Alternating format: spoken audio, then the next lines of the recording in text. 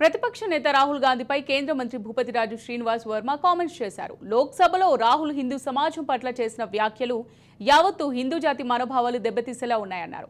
ప్రతిపక్ష ముఖ్య నాయకుడిగా సభా సంప్రదాయాలు పాటించాల్సిన వ్యక్తి ఇలాంటి వ్యాఖ్యలు చేయడం సరికాదన్నారు. రాహుల్ హిందువులందరికీ బహిరంగ క్షమాపణ చెప్పాలన్నారు కేంద్ర మంత్రి. రాహుల్ గాంధీ చేసిన వ్యాఖ్యలకి ఏకీభవించిన మిత్రపక్షాలు కూడా క్షమాపణలు చెప్పాలన్నారు. ఇది దేశంలో ఉన్నటువంటి యావత్ హిందూ జాతిని కూడా అవమానించడంగా మేమైతే భావిస్తూ ఉన్నాం. ఒక ప్రతిపక్ష నేతగా బాధ్యతాయుతంగా లోక్సభలో ఉండవలసినటువంటి వ్యక్తికి, ప్రతిపక్ష నేతగా లోక్సభలో మాట్లాడేటప్పుడు కొన్ని సాంప్రదాయాలను పాటించవలసినటువంటి వ్యక్తి వాటితో నిమిత్తం లేకుండా ఈవేళ హిందూ జాతి గురించి అవమానపడే విధంగా మాట్లాడడం యావత్ భారతదేశంలో హిందూ లేఖం కూడా ఖండిస్తూ ఉంది. ఇప్పటికే 3 సార్లు కాంగ్రెస్ పార్టీని ప్రజలు ఓడించడం జరిగింది.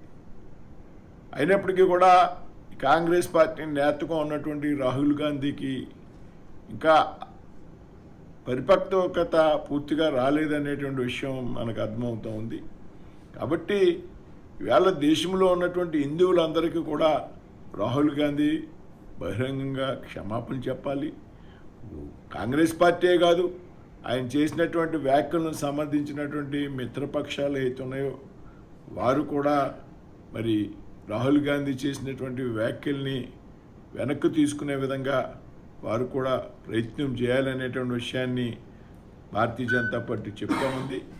ఇదే విధంగా రాబోయేటువంటి రోజుల్లో మరి ఏదైతే ప్రతిపక్ష నాయకుడిగా ఉన్నటువంటి రాహుల్ గాంధీ ఇప్పటికైనా సరే సభలో ఏ విధంగా మాట్లాడాలి, సభా సాంప్రదాయాలకు అనుగుణంగా ఏ విధంగా మాట్లాడనేటువంటి విషయం మీద ఒక స్పష్టమైనటువంటి అవగాహనకి రావాల్సినటువంటి అవసరం ఉంది.